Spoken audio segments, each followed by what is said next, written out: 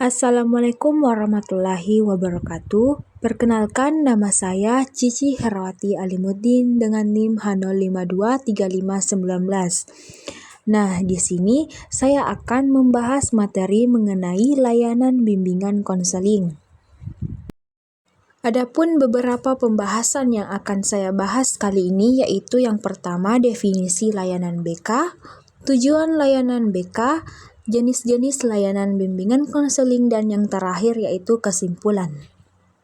Definisi layanan bimbingan konseling. Nah, layanan bimbingan konseling adalah usaha bantuan yang diberikan secara sistematis, terencana, dan berkesinambungan oleh guru BK atau konselor kepada individu, terutama siswa, agar mampu memahami diri, mengembangkan potensi, mengatasi masalah, mengambil keputusan yang tepat, menyesuaikan diri dengan lingkungan, serta mencapai perkembangan secara optimal.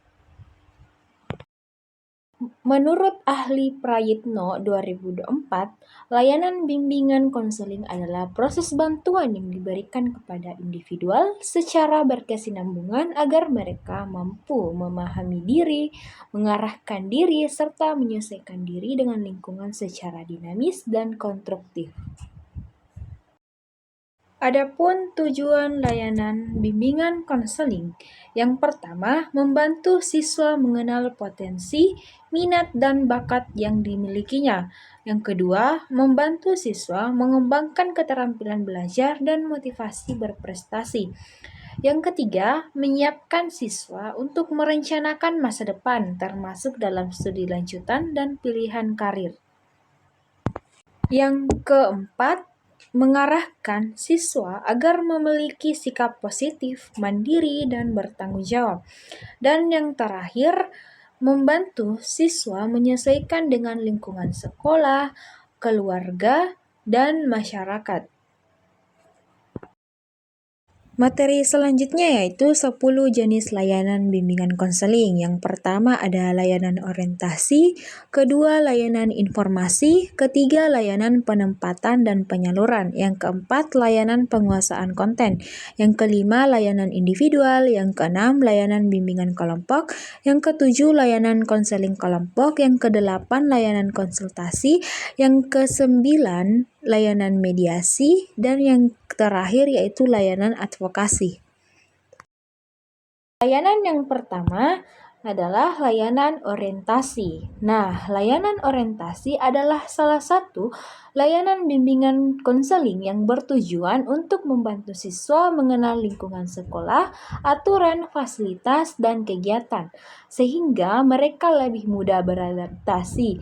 Nah, intinya layanan ini memberikan arahan pengenalan dan pemahaman tentang berbagai hal yang ada di sekolah seperti aturan dan tata tertib, fasilitas yang tersedia, program kegiatan, dan guru dan tenaga kependidikan, serta budaya dan kebiasaan sekolah. Adapun contoh layanan orientasi yaitu guru BK memperkenalkan ruang kelas, tata tertib sekolah, dan organisasi siswa pada awal tahun ajaran. Nah, dengan adanya layanan orientasi, siswa diharapkan bisa merasa nyaman, aman, percaya diri, dan siap mengikuti kegiatan belajar tanpa merasa asing di lingkungan barunya. Layanan yang kedua yaitu layanan informasi. Layanan informasi adalah salah satu layanan bimbingan konseling yang bertujuan untuk memberikan informasi yang dibutuhkan siswa terkait pendidikan, karir, maupun kehidupan sosial. Nah, mereka dapat mengambil keputusan yang tepat dalam kehidupannya, baik di bidang pribadi, sosial, belajar, maupun karir. Nah, informasi yang diberikan ini bisa berupa cara belajar yang efektif, pemilihan jurusan atau mata pelajaran, peluang studi lanjut ke perguruan tinggi, dunia kerja dan karir, kesehatan mental, serta keterampilan kehidupan sehari-hari. Adapun contoh layanan informasi yaitu guru BK menyampaikan informasi tentang cara memilih jurusan SMP atau SMA atau tips belajar yang efektif. Nah, dengan layanan ini, siswa diharapkan memiliki wawasan yang luas, berpikir realistis, dan mampu merencanakan masa depannya sesuai dengan minat, bakat, serta kemampuannya. Selanjutnya, layanan yang ketiga yaitu layanan penempatan dan penyaluran. Nah, layanan penempatan dan penyaluran dalam bimbingan konseling bertujuan untuk membantu siswa ditempatkan pada kegiatan atau program sesuai bakat, minat, dan kemampuannya, lalu menyalurkannya dapat berkembang secara optimal.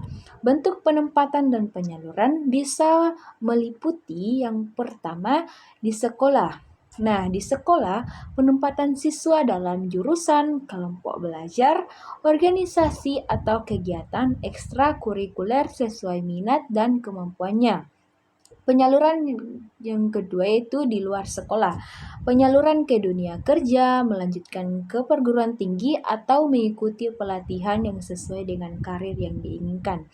Contohnya yaitu siswa yang berbakat olahraga diarahkan masuk ke ekstrakurikuler, futsal atau basket. Nah, dengan adanya layanan ini, siswa diharapkan berada pada posisi yang sesuai dengan kepribadian, potensi, dan cita-citanya, dan mampu berkembang secara optimal dan tidak salah memilih jalur pendidikan maupun karir. Layanan yang keempat yaitu layanan penguasaan konten. Dalam bimbingan konseling, layanan penguasaan konten adalah layanan yang diberikan untuk membantu siswa menguasai materi pelajaran atau kompetensi belajar, membentuk kebiasaan belajar yang baik sesuai kecepatan dan kemampuan siswa melalui kegiatan belajar yang dirancang secara khusus oleh konselor atau guru BK.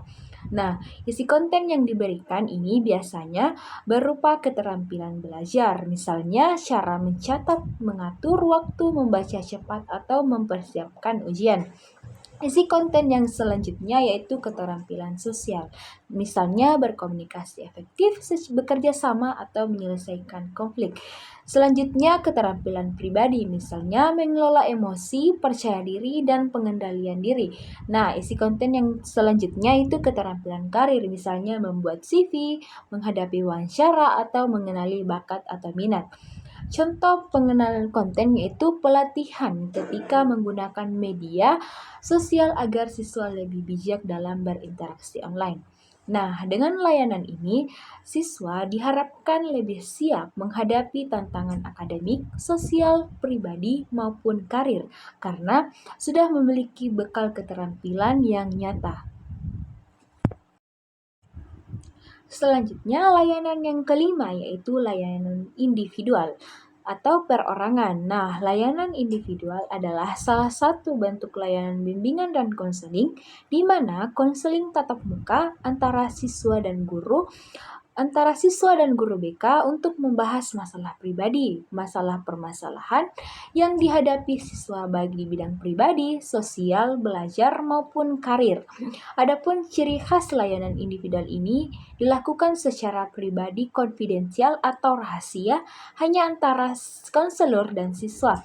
Suasana percakapan akrab, terbuka, dan penuh empati dan membantu siswa memahami dirinya, menemukan akar masalah, dan mengambil keputusan yang tepat.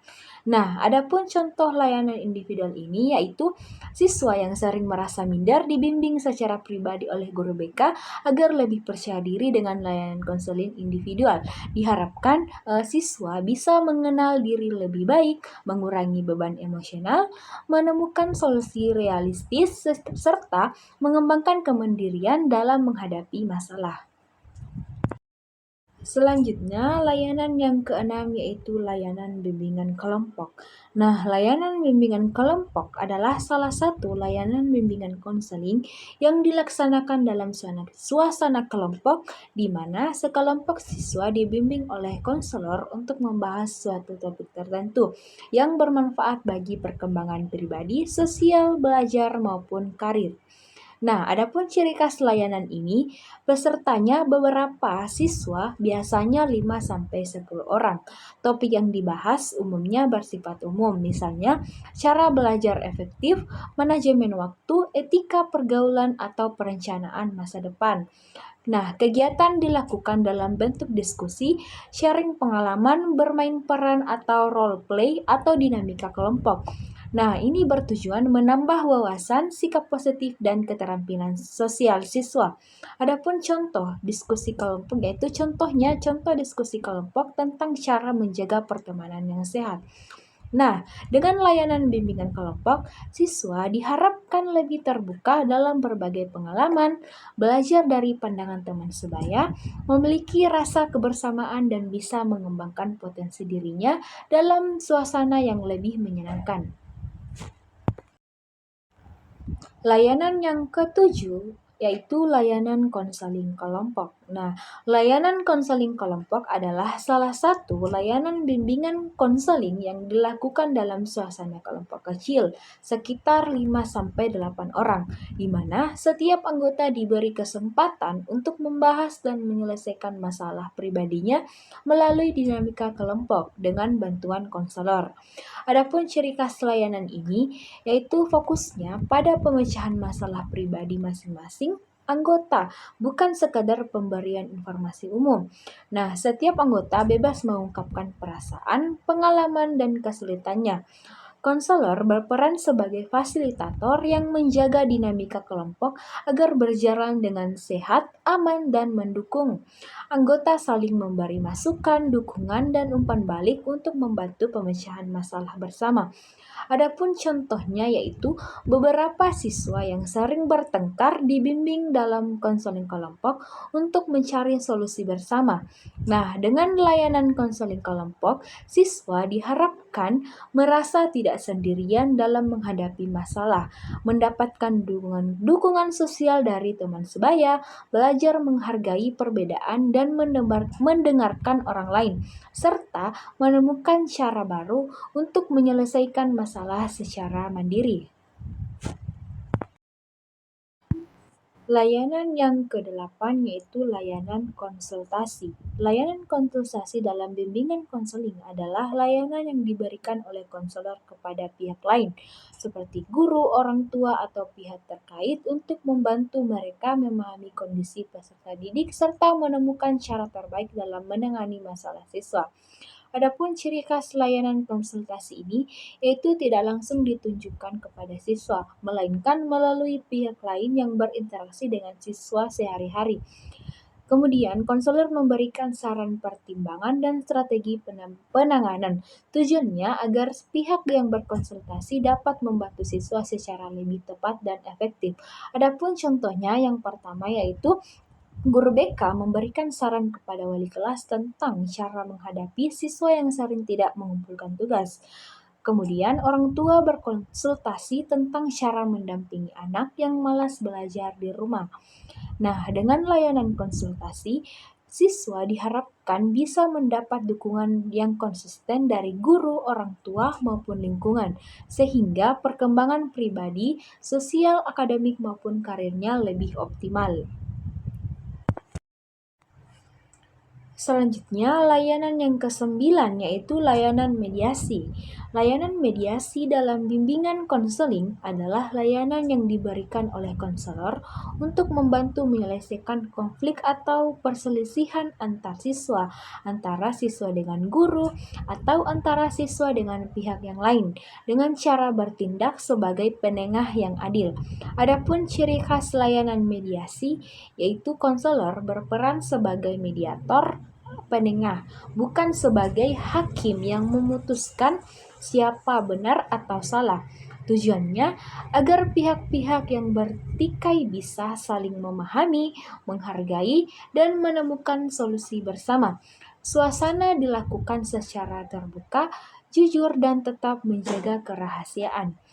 Hasil akhirnya adalah tercapainya kesepakatan damai yang menguntungkan semua pihak.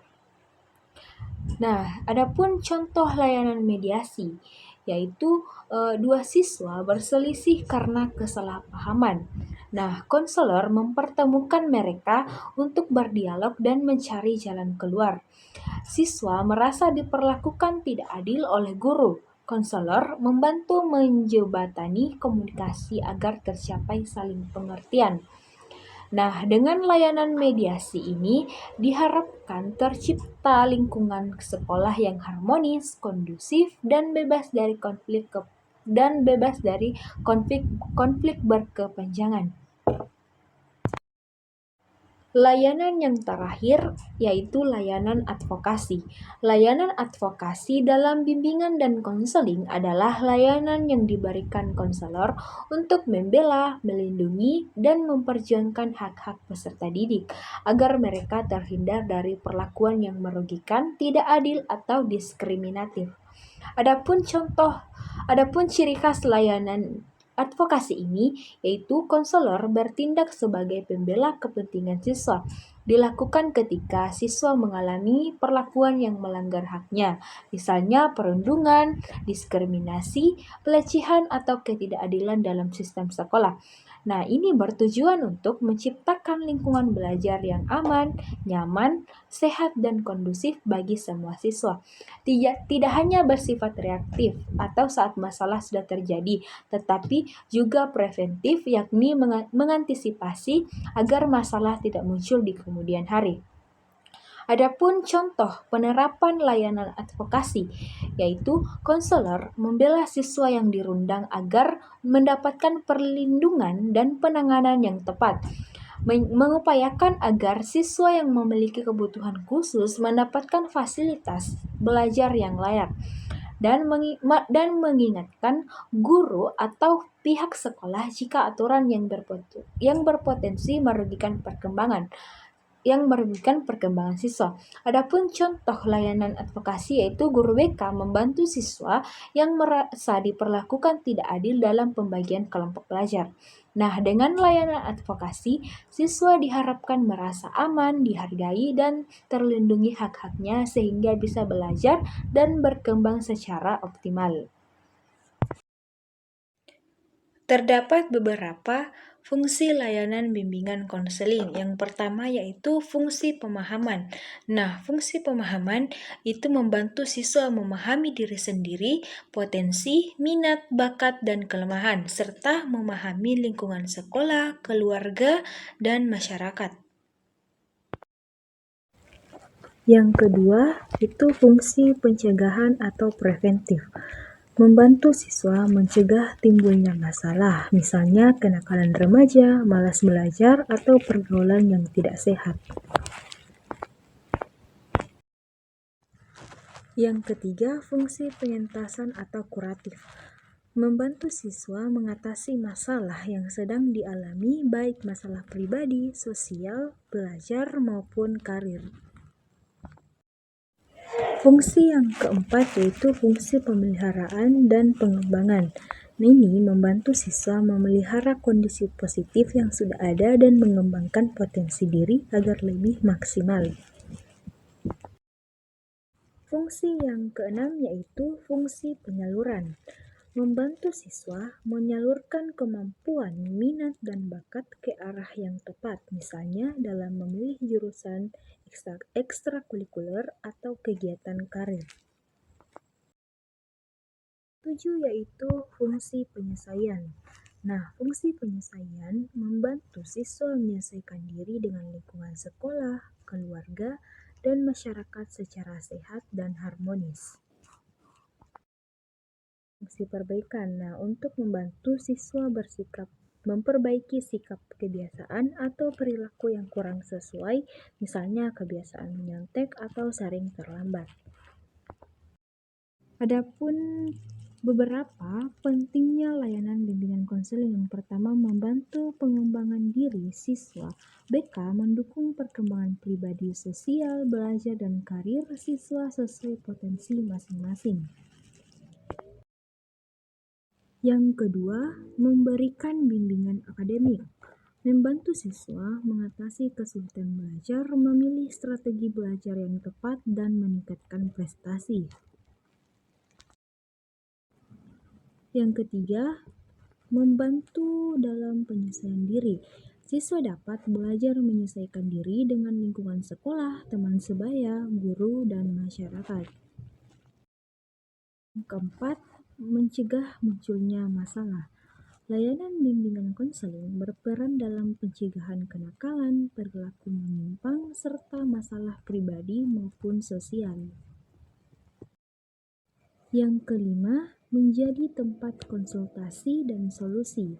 Siswa memiliki ruang aman untuk curhat, berkonsultasi, dan menemukan jalan keluar dari masalahnya. Yang keenam itu membantu perencanaan masa depan. Siswa dibimbing untuk mengenal minat, bakat, dan membuat rencana pendidikan maupun karir. Yang ketujuh, meningkatkan kesehatan mental. Bimbingan konseling membantu siswa mengelola stres, emosi, dan tekanan sehingga lebih siap menghadapi tantangan. Yang terakhir yaitu mendukung terciptanya iklim sekolah yang kondusif. Dengan adanya bimbingan konseling, suasana belajar lebih harmonis, tertib, dan nyaman bagi semua warga sekolah. Program layanan bimbingan konseling. 4 bidang layanan bimbingan dan konseling. Secara umum, tujuan daripada adanya bantuan layanan bimbingan dan konseling adalah upaya untuk membantu siswa guna menemukan pribadinya dan memahami potensi yang terdapat dalam dirinya sebagai modal untuk mengembangkan diri. Kemudian, 4 bidang bimbingan semestinya menjadi program kerja bagi kegiatan bimbingan dan konseling di sekolah. Misalnya ada bimbingan pribadi, bimbingan sosial, bimbingan belajar, dan bimbingan karir. Yang pertama, bidang pribadi. Pada bidang bimbingan pribadi ini berguna untuk membantu siswa dalam menemukan dan mengembangkan pribadi yang beriman dan sehat jasmani dan rohaninya. Yang pertama, pemantapan sikap dan adanya pembiasaan serta pengembangan wawasan atau pengetahuan dalam beriman dan bertakwa terhadap Tuhan Yang Maha Esa. Terus, pemantapan pemahaman tentang kekuatan diri serta mengembangkannya guna kegiatan-kegiatan yang mengandung unsur kreatif dan produktif. Yang kedua, bidang sosial. Pemantapan kemampuan cara berkomunikasi baik melalui ragam lisan atau tulisan secara efektif. Bagian B, pemantapan kemampuan menerima dan menyampaikan sebuah pendapat dan berargumentasi secara dinamis, kreatif, dan produktif. Selanjutnya, pemahaman kemampuan bertingkah laku dan menjalin hubungan sosial baik di rumah, sekolah, maupun di dalam masyarakat luas dengan menjunjung tinggi tata krama, sopan santun, serta nilai-nilai agama, adat, hukum, ilmu, dan kebiasaan yang berlaku. Lalu ada pemantapan pemahaman kondisi dan peraturan sekolah serta cara pelaksanaannya secara dinamis dan bertanggung jawab. Dan yang terakhir itu orientasi tentang hidup berkeluarga. Selanjutnya bidang bimbingan belajar. Dalam bidang ini dapat membantu siswa untuk mengembangkan diri, sikap dan kebiasaan belajar serta dapat menguasai pengetahuan dan keterampilan serta adanya persiapan untuk melanjutkan pendidikan pada tingkat yang lebih tinggi. Bimbingan belajar sendiri dapat diartikan sebuah bimbingan yang mana dalam hal ini bisa menemukan cara belajar yang tepat dalam pemilihan program studi yang sesuai. Ruang lingkup bimbingan dan konseling dalam kegiatan pendidikan dapat dikelompokkan menjadi 3, yaitu yang pertama bidang instruksional dan kurikulum. Ini bertanggung jawab atas pengajaran dengan tujuan memberi bekal wawasan pengetahuan, terampil dan sikap terhadap peserta didik. Nah, secara umum, bidang ini adalah pusat kegiatan pendidikan dan menjadi tanggung jawab utama. Ruang lingkup yang kedua yaitu bidang administrasi dan kepemimpinan. Nah, pada bidang ini kegiatannya menyangkut masalah-masalah administrasi dan kepemimpinan, yaitu masalah yang berkaitan dengan pelaksanaan kegiatan secara efisien. Pada bidang ini terletak tanggung jawab, dan otoritas pendidikan secara umum mencakup kegiatan-kegiatan perencanaan meliputi organisasi, pembiayaan, tupoksi, tugas staf. Secara umum, bidang ini bertanggung jawab pimpinan dan para petugas administrasi lainnya. Bidang yang ketiga itu bidang pembinaan pribadi. Dalam bidang ini bertugas memberikan pelayanan terhadap peserta didik agar peserta didik mendapat kesejahteraan lahir dan batin dalam proses pendidikan yang sedang dijalaninya, sehingga tercapai tujuan yang diharapkan. Adapun beberapa komponen pendukung layanan BK, yang pertama aplikasi instrumen. Penggunaan tes, angket, observasi, wawancara, atau inventory untuk memperoleh data tentang siswa. Contoh penerapannya itu guru BK menyebarkan angket minat belajar untuk mengetahui kesulitan siswa dalam memahami mata pelajaran tertentu dengan menggunakan tes bakat untuk membantu siswa SMP memilih jurusan saat masuk SMA. Komponen yang kedua itu himpunan data. Kumpulan data pribadi, akademik, sosial, dan perkembangan siswa yang dihimpun secara sistematis. Nah, contoh penerapannya itu guru BK menyimpan data perkembangan nilai rapor, absensi, catatan pelanggaran tata tertib, dan prestasi siswa di buku atau bank data. Data ini dipakai untuk melihat pola kesulitan siswa dari waktu ke waktu. Selanjutnya itu konferensi kasus. Nah, pertemuan yang melibatkan guru BK, wali kelas, guru mata pelajaran, orang tua, bahkan ahli terkait untuk membahas permasalahan pada siswa tersebut. Contoh penerapannya itu seorang siswa sering bolos dan nilai menurun drastis. Guru BK mengadakan pertemuan dengan wali kelas, guru mata pelajaran, dan orang tua untuk mencari solusi dari permasalahan siswa tersebut. Komponen yang keempat yaitu alih tangan kasus. Maksudnya ini pengalihan penanganan masalah siswa kepada pihak yang lebih ahli seperti psikolog, psikiater, dokter, lembaga tertentu. Nah, bila konselor sekolah tidak mampu menanganinya. Contoh penerapannya itu siswa menunjukkan gejala depresi berat. Guru BK mengarahkan orang tua untuk membawa siswa ke psikolog atau psikiater agar mendapat penanganan lebih tepat. Komponen yang kelima itu kunjungan rumah atau home visit. Kegiatan konselor atau guru BK mendatangi rumah siswa untuk memperoleh informasi tambahan tentang kondisi keluarga dan lingkungan siswa. Adapun contoh penerapan kunjungan rumah tersebut itu guru BK mengunjungi rumah siswa yang sering mengantuk di kelas. Ternyata siswa harus membantu orang tua bekerja malam, sehingga perlu ada diskusi solusi dengan keluarga. Yang keenam itu tampungan kasus. Nah, di mana tempat atau wadah untuk menyimpan catatan atau kasus siswa secara rahasia dan rapi agar bisa digunakan sewaktu-waktu bila diperlukan. Contohnya itu semua catatan konseling disimpan di lemari khusus yang terkunci atau database yang dijaga kerahasiaannya agar tidak disalahgunakan oleh pihak yang lain.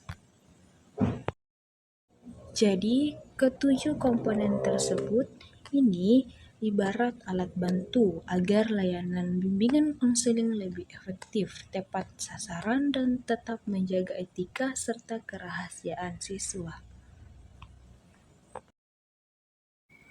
Bimbingan dan konseling dalam pendidikan merupakan bagian integral yang tak dapat terpisahkan dari dunia pendidikan. Pendidikan adalah suatu upaya menjadikan manusia yang mulia sesuai fitrahnya. Undang-Undang Sisdiknas menyebutkan pendidikan adalah usaha sadar dalam rangka menyiapkan peserta didik melalui kegiatan bimbingan, pengajaran, dan latihan yang bermanfaat untuk masa yang akan datang. Dalam bimbingan konseling terdapat usaha-usaha untuk mengembangkan potensi siswa di sekolah yang mengarah pada kematangan dan kemandirian siswa, sehingga tercapai masa depan yang cerah.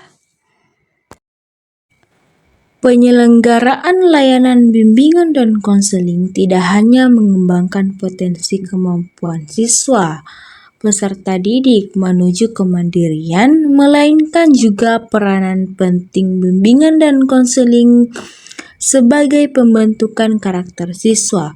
Pembentukan pribadi siswa dalam kaitannya dengan pendidikan karakter tercantum dalam amanat Undang-Undang tentang Pendidikan Nasional, yaitu beriman dan bertakwa kepada Tuhan Yang Maha Esa, berakhlak mulia, cakap, kreatif, mandiri, dan menjadi warga negara yang demokratis serta bertanggung jawab. Seluruh kegiatan pendidikan, khususnya tatanan sekolah, layanan bimbingan dan konseling mempunyai posisi dan peran sangat penting dan strategis. Bimbingan dan konseling berperan dalam memberikan layanan kepada siswa supaya dapat berkembang secara optimal dengan proses pembelajaran secara efektif. Itulah tadi materi layanan bimbingan dan konseling yang bisa saya jelaskan. Sekian dan terima kasih. Mohon maaf apabila ada kesalahan. Wabillahi taufiq wal hidayah. Wassalamualaikum warahmatullahi wabarakatuh.